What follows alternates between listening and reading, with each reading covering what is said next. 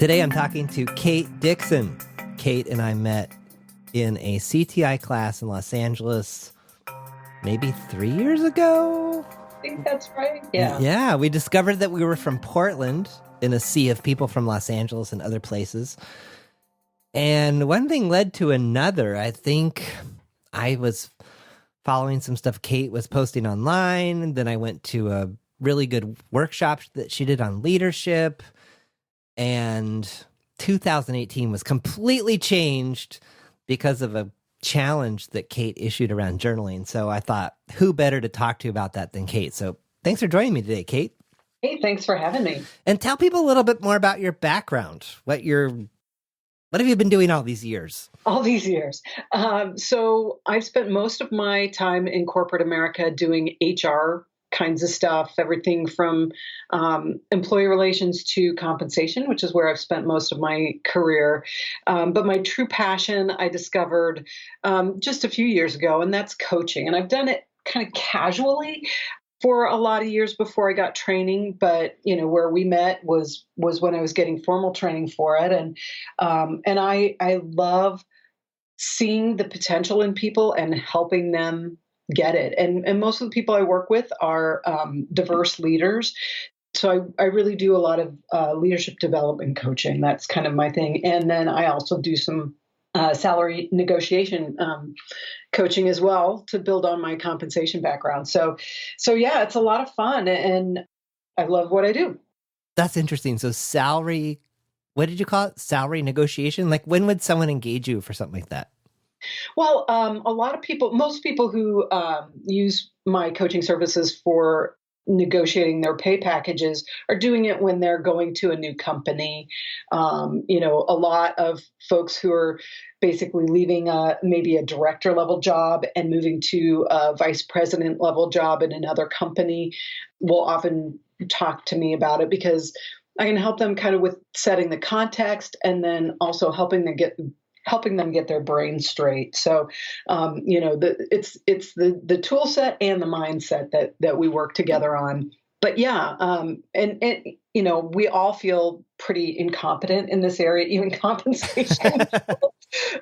So using coaching to help people get their story straight, get their mind straight, and get some technical information too has been really helpful for people. Nice. So this journaling challenge. So Kate had published a blog post or something I saw somewhere, and it was all about doing a gratitude journal and doing it for 40 days and not breaking the chain. And if you broke the chain, you had to start over again. But the goal was to get to 40 consecutive days. Right. How did this come about? Where did it come from? So funny enough, it actually came from a yogi who was teaching a class that I was taking. And she is like this groovy Zen woman. And she was talking about gratitude journals, and it's important to get in touch with your gratitude. And she told me at the time that it was going to change my life. And I was like, oh, right, and I always thought that maybe I was a pretty grateful person. I was really happy with the things and relationships and stuff that I had. And I just couldn't believe that she was going to make me write it down because I am not a write it down girl. I'm an gestural, but she said, look, write it down every single day. Start out with I am grateful for, and then just list 3 things, and can be whatever you want, big or small. And so I did it, and I got a really pretty journal with the nice fountain pen because I wanted to make it something that I could actually be happy about doing. And it was really awkward at first, but and I did have to start it over a couple of times because I couldn't get 40 days in a row. But then I was noticing that things were really changing for me. I was sleeping better because I didn't have the little hamster brain thing that I go to bed with sometimes. It would calm me down. And, I was also noticing that I would like be thinking during the day, oh yeah, I can put this in my gratitude journal.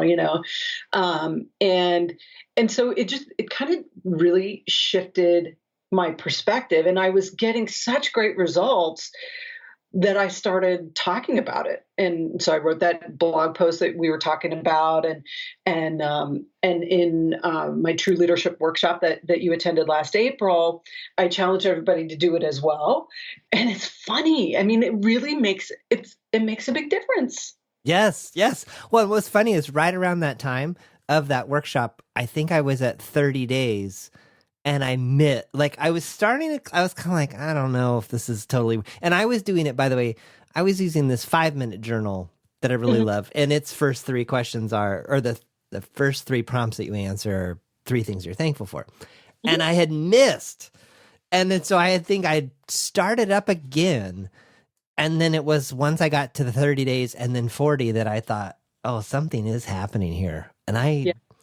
I, I was talking to a friend recently about this. I don't know that I can articulate very well what has changed, Yeah. but Yeah. I do feel a lot more centered Yeah. and like constantly reminded maybe of the good things that are around me. Yeah. And little things like, because, there are days when I don't have like a super great day. It's kind of a cruddy day. And I think, okay, well, I'm not breaking this chain, darn it. And so it's like, okay, I am happy that I have a very nice pillow. And I am happy that my dog greeted me at the end of the day like I was the best thing since sliced bread. I mean, things that are not big, but then, thinking of the world in terms of little micro gratitudes, that's like pretty profound, right? I Hmm. mean, that's a complete mind shift around, how to perceive the world that you're living in, as opposed to kind of we're socially conditioned to go, yeah, this isn't perfect, and I'm a high performer, so what can what's wrong that I can fix? And the gratitude journal kind of flips everything on its head. I love what you say about the micro things too. The last couple days, I've written down sunshine because the Yes. sun is out, and it's like I don't know, especially in Portland, when the sun comes out, I don't know about you, but I just feel better. And half the Yes. time I don't realize why I feel better. Like, oh, the sun is shining. And It's so, vitamin D, baby. yes, Vitamin D. yes. So have you seen this branch into other areas of your life? Like in what way? Well, I'm leading the witness a little bit here. So I've seen this branch. So I got to the 40 days and then I Yeah. kept going. And then I think I was at, I don't know, 90 days. And then I was at a conference and someone gave me the challenge of meditating. Oh, And I was yeah. like, well, if I'm at like 90 or 100 days of this journal, I've got a habit built there. I can build a new habit on top of this. I will just simply add meditation to my routine. Yeah. Well, I think, for me, it's been about mindfulness and writing stuff down. So I started probably, I don't know, in June, maybe May or June, I started a practice that I call the Weekender that looks at, what's happened during the week. So it's pretty simple, but I do it every week, and it's accomplishments and victories. And then I talk about, now that I'm on the spot now, I can't remember, and I do this every week. But I talk about what's challenging me. I talk about how I'm going to celebrate the things that happened this last week, and I talk about what my opportunities are. So looking at things in terms of possibilities, and then I finish up by saying, "Hey, this is what I want to focus on for the next week." So again, it's kind of it's not exactly the same, but it's kind of adjacent in terms of having practices that I'm committed to. And so I started doing this, and again, because I refuse to break the chain for my gratitude journal. I've done it every week since I started doing it, and it's phenomenal how that act of reflection has really informed my business and my life. Seeing things that come up on a regular basis on what's challenging me. It's like, oh, maybe I ought to make a system around that or something, right? Things that, celebration things. I used to be terrible about celebrating things that were going great because I'm kind of a perfectionist and I kind of want everything to be, I want to be on to the next challenge and everything. But, celebration is another way of reflection for me. So, that kind of weekly process and reflection activity is really born out of the gratitude journal as well, even though it's kind of a different process. How do you remember to do that every week? Because one of the most powerful things I found from not breaking the chain was it was just something I did every single day. Like it's become part of my muscle memory almost. Like if I don't do it, like an alarm goes off at some point during the day of you haven't done your journal. So how do you remember to do this thing that you only do once a week? Well, the gratitude journal, I had to do figure out exactly when I was going to do it. And I do it before I go to bed every night. So that got to be kind of a routine for me. And the same thing goes with the weekender. I do that on Friday at 4:00. That's what I do at Friday at 4:00 every week. And if for some reason I'm, scheduled for something else, then I do it as soon as I can afterwards. But I, again, I love the handwriting of it, but I also want it, a record of it. So I handwrite it on my iPad, and I have an app that uploads it to Evernote for me. So I have, I can go back and look at all of them and stuff. So, but yeah, I schedule it. If you want to know what I'm doing at 4:00 on Friday, that's what I'm doing. So if Kate doesn't answer the phone, that's what's going on. Mm-hmm. What advice would you have to the celebration challenged, like myself? Oh my gosh. Well, so the thing, and I think that this is a really important thing that a lot of people don't do. But I think this is also looking small can help, but being really mindful about it. So what I recommend to folks is kind of a 3-part. So before you do your celebration, and some celebrations are a week at a spa, and some are I'm going to have chocolate chip cookie dough ice cream for dessert. But if you can kind of make it into a mindfulness practice where you're thinking about your celebration before you're doing it, so the anticipation of it, I'm going to have this spa weekend because I completed my coaching certification. And then when you're in it, really be mindful about, oh gosh, I'm in this spa weekend. I'm in the middle of my chocolate chip ice cream. I'm enjoying this as a celebration of whatever thing it is, completing 40 days of my gratitude journal, right? And then afterwards, especially if it's some big celebration that you're doing, if you have, decide to go to a sporting event, take your ticket stubs and put them on where you can see them, right? Put them on your whiteboard that you have at work, or put them on the inside of a notebook that you have, that you'll see them on a regular basis. And what that helps you do is remember, and again, before and during, you've really anchored that celebration to the thing that you did.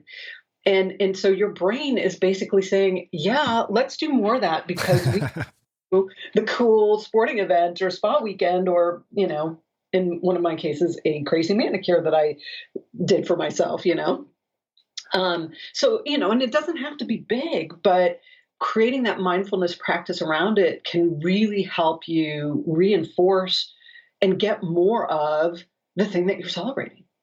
What I love about what you're saying, and I had never thought of this, is the notion of being mindful in the midst of the celebration while you're celebrating. Yeah. Yeah. And I think that's something that most people don't do, but it becomes more poignant to do this. And one of the reasons that really kind of brought this to my mind was when my daughter graduated from college, they did such a beautiful job of imbuing the whole weekend of graduation with all these things that, that really tied the meaning to the celebration. And that really made me think. And you can do it on a small scale too. And so that's kind of where I think of celebration is really getting more meaning, is by having it be more mindful. I mean, just like anything else. Mm-hmm. I'm thinking of Ben and Jerry's ice cream cartons in my office. Nice. I love it. Just the lids, though. I mean, you don't have to make. No, there doesn't need to be a tower. Well, there could be a tower. I mean, it depends on how you're celebrating. Right. Now, have you seen or used gratitude in a team environment? Well, yes and no. I mean, I don't do tons of that with team building, but most of my team building stuff is really about bringing people together and creating connections and stuff like that. But I do try to bring kind of that mindfulness in, which typically will generate good feelings and gratitude and people talking about, what they're grateful for with their team members. And there's nothing quite as powerful as getting recognition and gratitude from people that you work with, especially if you're doing something that's like risky. Some of the workshop stuff that I lead can get a little risky. I mean, people are being vulnerable. And when you create opportunities in that team environment for people to be, grateful about whatever they're grateful for, it has an emotional component that makes it really stick for people. And that's pretty cool. What are some ways you've done that have had the most power? Let's see. I'm trying to think of a good example for you here. Well, at a team building, well, it wasn't really team building, but it was a workshop that I did for a corporate client last month. There was a lot of, we were talking about change management and how it related to what their clients were going through. And an hour before our workshop, there was an announcement that there was a reorg in the company. And so the whole team was feeling, really vulnerable. We were talking about change management as it relates to their clients, but it also, we were also talking about the change management that as it was relating to what they were about to go through.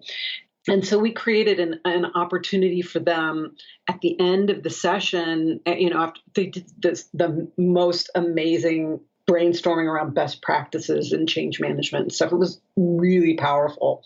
And then, we created an opportunity for them to talk about what they learned. And what kind of organically happened was that they found ways to acknowledge and recognize each other and the power of their team and their team leadership. And it was like a really groovy thing. But, I think it's like what we do in coaching is, we talk about holding the space.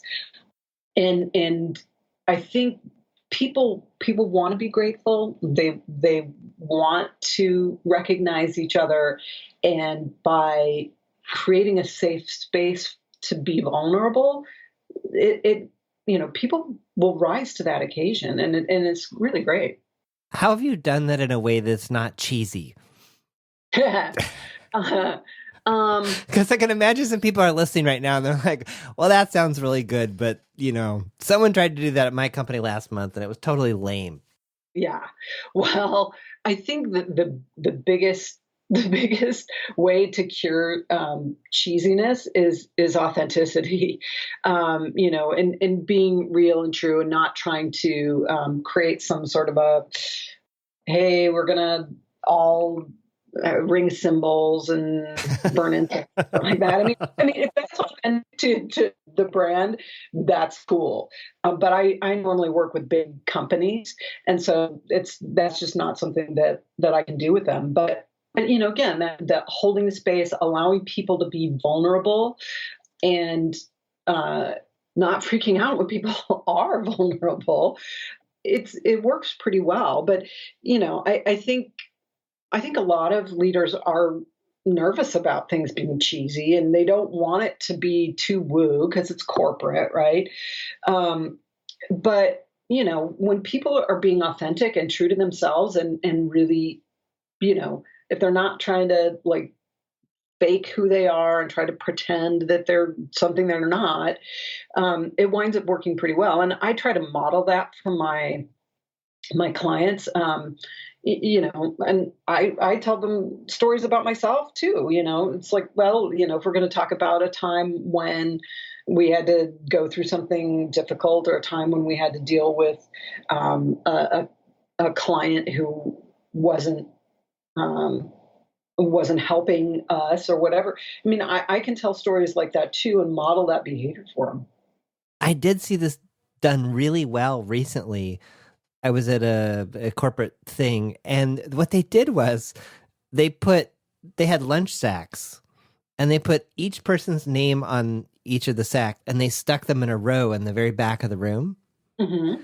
And then throughout the 2 days that we were at this offsite, you would just scribble something that you appreciated about the person on a Post-it and then stick it in their bag. Oh, that is so cool. I love that. And then at the end, you took your bag home with you. Mm. And I will confess that my heart was kind of pounding. Like when I opened my bag, I was like, what am I going to find in here? And it was really, really affirming that certain things that I thought that I did well were in there. And then other things that I didn't even know about myself were in there as well. Yeah. So. Yeah. That's awesome. I love that. So where else should we go with this gratitude thing? From my perspective, I'm curious about you. I mean, what are you finding coming up for you with gratitude in your practice? So I think it's what we talked about earlier, like the little micro things to be thankful for. Just, I don't know, it's the increased intentionality or awareness. Mm-hmm. I also have been playing with this idea of being proactively thankful. So, what does that mean? Well, so I write in the way this 5-minute journal works is in the morning, you write 3 things that you're grateful for, 3 things that would make the day great, and then a personal affirmation. Well, sometimes for the things that I'm thankful for, I will be thankful for things that haven't happened yet. So I'm thankful for the amazing conversation I'm going to have with Kate today when we record a podcast. Nice. Or I'm thankful that this contentious meeting that I'm not looking forward to with this contentious person is going to actually be productive. Cool. So it's almost I don't know, bending the future a little bit by being thankful, by trying to be intentionally thankful for something that is going to occur. Yeah. And kind of, I don't know what the right word is, this manifesting or like creating the future essentially by being thankful for what I'm anticipating that I want to have happen. Well, I love the, envisioning and intentionality piece of that. You're really, your intention is to have a great meeting with that person who might be a little contentious, right? So you're really kind of trying that on, Yes. I love it. I've also written down, I'm thankful for this person that is totally frustrating to me. Yeah. And then I often will say, because they are teaching me more about myself, or they are teaching me to be patient. Yeah. I've even written down, some days I've even written down, I'm thankful for this splitting headache that I have because it's teaching me to pay better attention to my health. Oh, yeah. Or so like taking negative things and reframing them without being ridiculous. I'm totally thankful that, my car got totaled last night. No, I don't think I would write that down. But Yeah. I maybe there's a spot for that. I don't know. Well, honestly, I mean, when my car did get totaled and I was in a really horrible car wreck years ago, I, you know, I really started thinking about, the things that I could be grateful for. And, one of them was that my kids weren't in the car with me, Mm. And then I was also grateful for the fact that even though they told me they were going to have to amputate my leg, that they didn't. So, Whoa. yeah, I mean, hey, look, and every time I see my toes on my left foot, it's like, yeah, you weren't supposed to be here, but look at you, you're there. Whoa. So, some of that stuff I think is incredibly healthy. And, like I was thinking as you were talking about being grateful for people who are really maybe not your favorite people. Yeah. My mom had what I think is one of the best pieces of advice I've ever heard about dealing with difficult people. And she said, think about the thing in that person that their mom loves the best. And it's like, okay, that's a complete mindset shift. Yes. I'm assuming that everybody has a wonderful mom like I do, but if you think about what the person who cares about them most really admires about them, that can provide a completely new way to look at it. Mm-hmm. Which is leveraging gratitude. It's, in other words, what is that other person grateful in this other person that I can't see? Right. that they're hiding from me. Yeah. That I just haven't discovered yet. There you go. But if I spend more time with them and get to know them better, that I could also experience and uncover myself. Yeah, absolutely. And I think, one of the things that you said too about, what is it about this difficult interaction that is teaching me something? I think that's a really great place too. It's like, that's a great way to focus on it. It's like, what lesson do I need to learn here?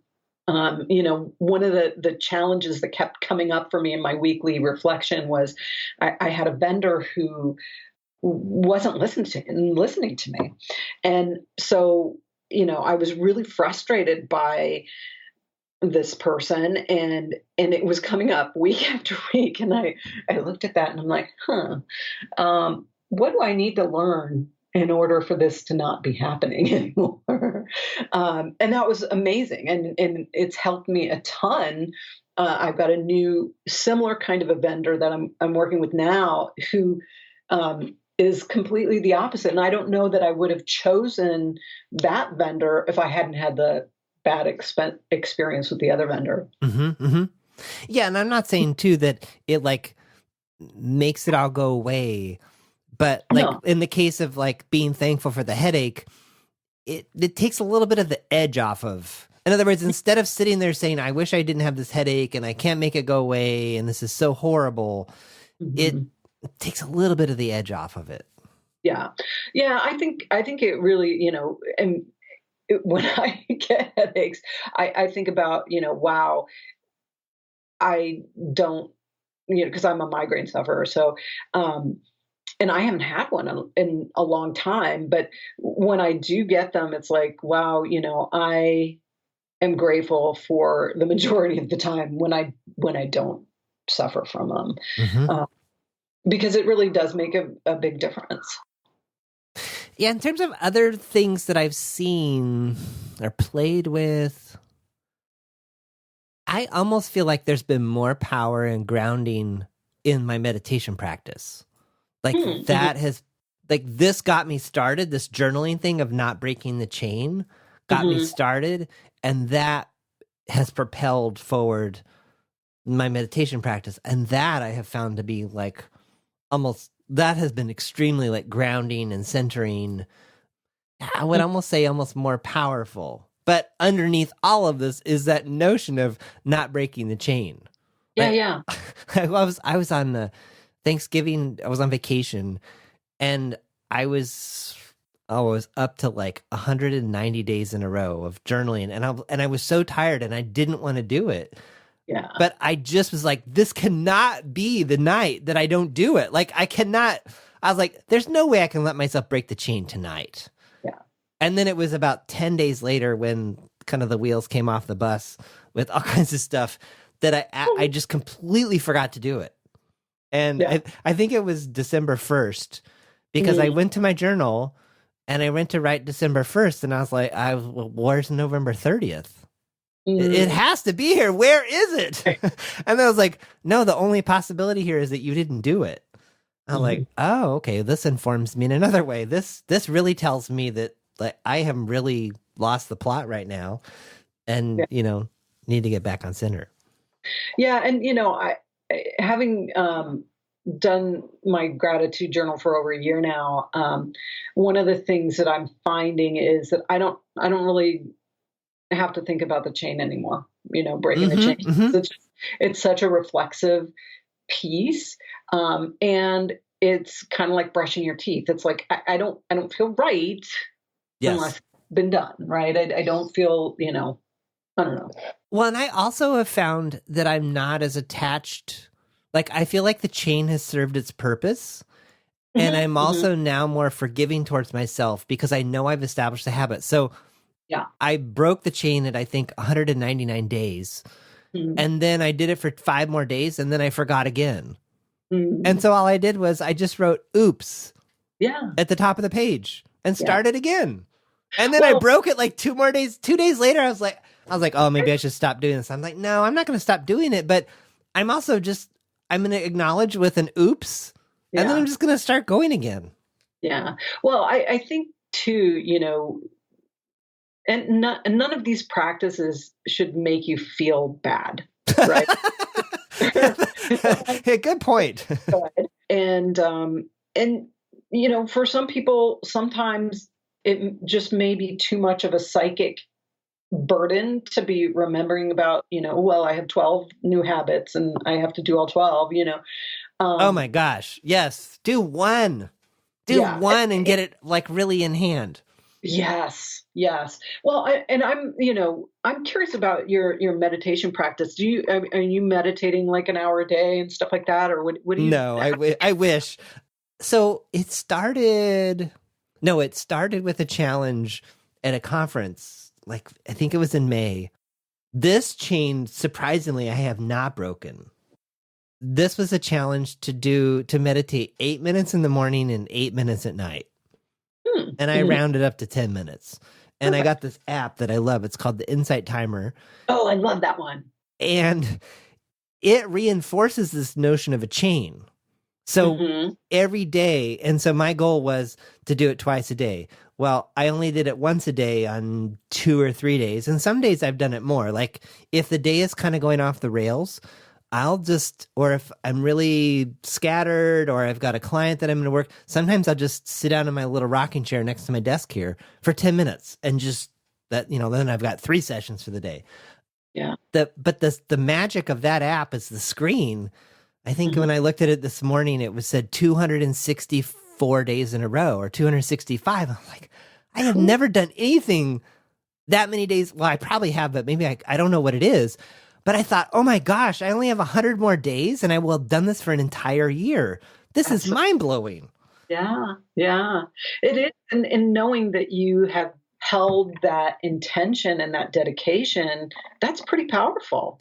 Yeah, no, I guess what's funny is I don't think of it in that way. In other words, I think the meditation that I have found over time, that it is so grounding and so... like it's helped me to be so much more present just across like, oh my gosh, whether it be, in my individual coaching sessions or in other public settings, conferences, meeting new people. I just find that I feel overall, in fact, in this little lunch sack thing that I got at this corporate thing, several of the post-its said that I was very calm. Oh, yeah. Cool. I don't believe 2 years ago that I would have gotten that same feedback. Really? So I really believe that like this practice, and it's 10 minutes. I've been recently trying to increase it to 15 minutes, but I don't always do full 15 minutes. I believe it's helped me to be more calm just in general. So, yeah, that's super cool. I was just about ready to toss you a challenge. What is that? Well, I mean, and not a challenge like do a gratitude journal, but I'm curious as to why you found it so much easier to be consistent with your meditation practice than your gratitude journal practice. I don't know. Okay. I think because I've seen a bigger payoff. In other words, I go to sleep so much better now than I did a year ago. And I can't fathom trying to fall asleep now without meditating for 10 minutes. Yeah. Well, because it really does turn the hamster wheel down to slow. I don't know that it turns it off, but it really does get the hamster wheel under control. Totally agree. And for me, that's what the gratitude journal does for me, because it gets me into the right mindset. And I mean, it's kind of funny because I have a Fitbit and I am obsessive about tracking my sleep and stuff. And it's fascinating because, if you go to the records and look before I started this practice, it would take, I'd be awake for a long time in bed and then I'd fall asleep. But now it's like basically I close my eyes and boom, I'm out, which is awesome. Yes. I don't know that I fall asleep. Well, I typically will. So yeah, my evening routine is I will like go sit in my little office where it's quiet and do my 10 minutes. Then I'll fill out so the second part, the evening part of the 5-minute journal is 3 amazing things that happened today, or 3 great things. And I just remove that word because sometimes like everything isn't amazing. So it's just like 3 positive things that happened today. And then the last question is, what would have made today better? Mm-hmm. Which, to your weekly reflection question, when I write 5 days in a row, today would have been better if I'd gotten up earlier. Mm-hmm. On that 6th day, it's like, ding dong, you keep writing that it would be better if you got up earlier. So why don't you get up earlier tomorrow? So it's 10 minutes of meditating, then I do the journal, and then I'll, get in bed and like read something. But I find that where I used to read for 30 minutes before I got sleepy, now it's 5-10 minutes, I'm sleepy, and then I'm out, which is miraculous.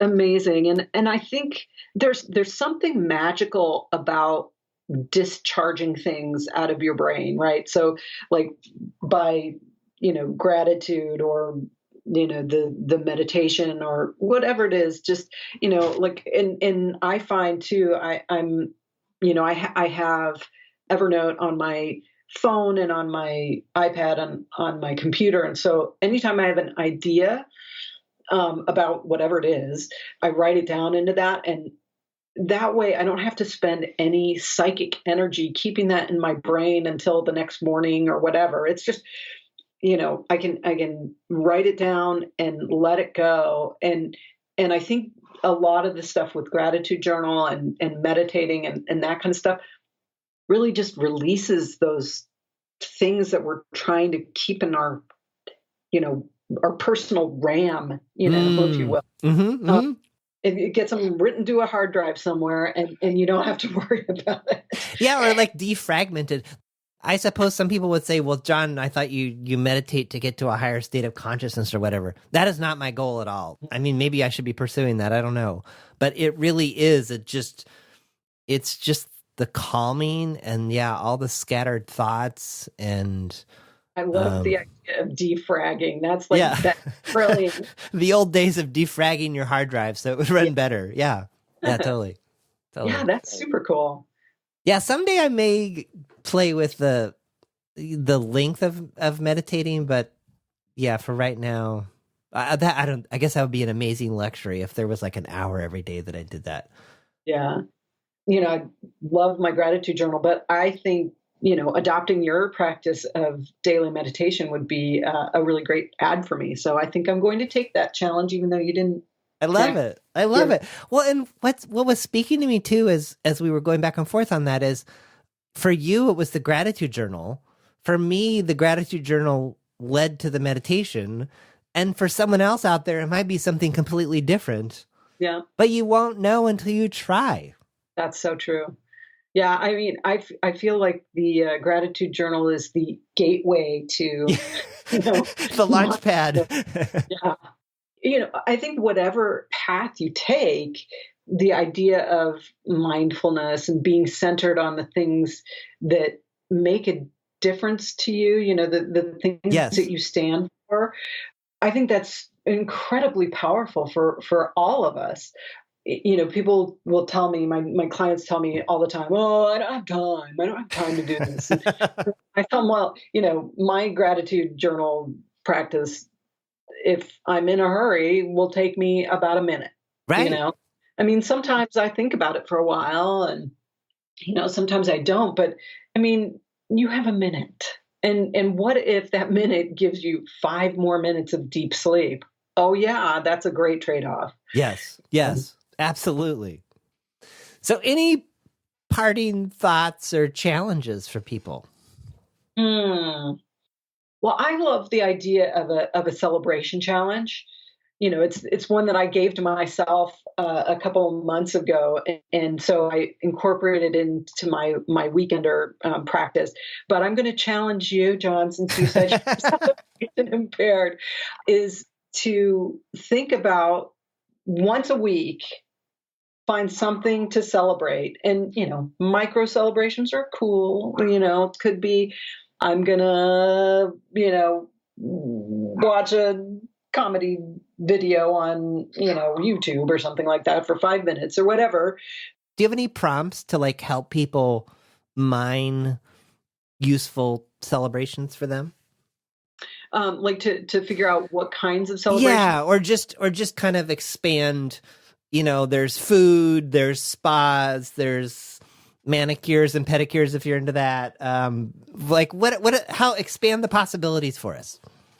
Oh, well, geez. I think whatever you're brainstorming is great.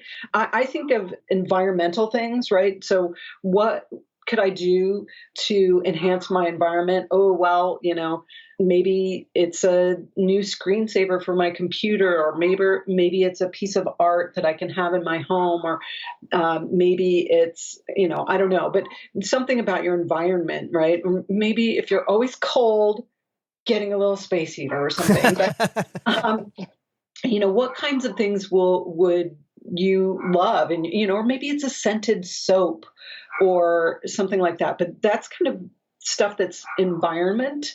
And then I also think about things for your physical self. So, maybe, getting a haircut or a manicure or a massage or a Reiki session, or, I love reflexology too. I think that's like a groovy thing that has a woo component that I don't understand, but I think it's cool. But anything that you do for your body, maybe it's taking a hot bath or something like hot shower or something like that. So environment in your body, and then I think there's just kind of this delight factor, right? And it's like what kinds of things are just like I love to spend time with my 7-year-old nieces because they crack me up. They make me laugh so hard all the time that I just love spending time with them, which works out great for my brother too, because, auntie time is good. I try to spend time with them just because they're so delightful.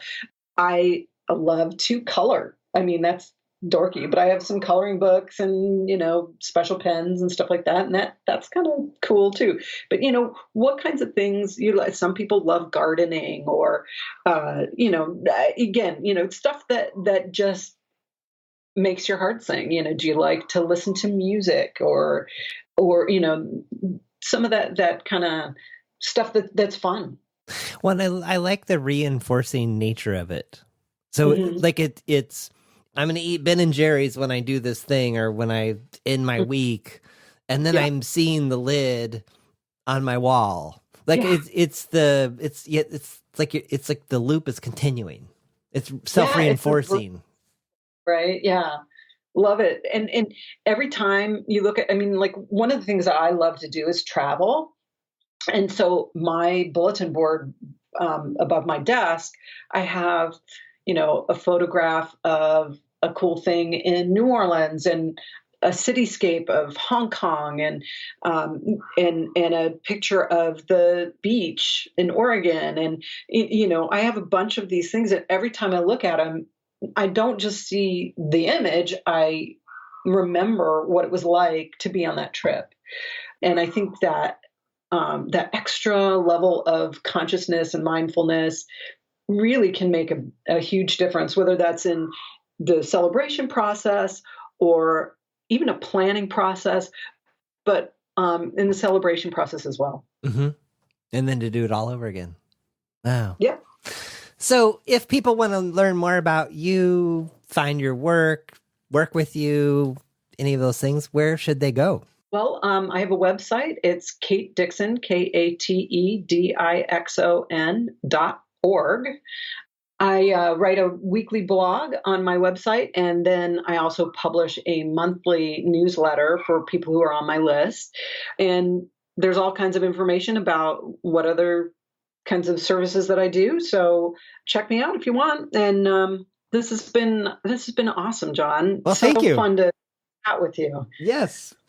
And we'll see if I can improve my celebration impairedness.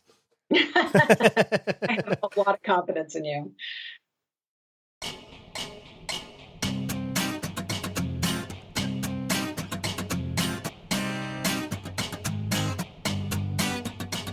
Thanks for listening to The John Polster Show.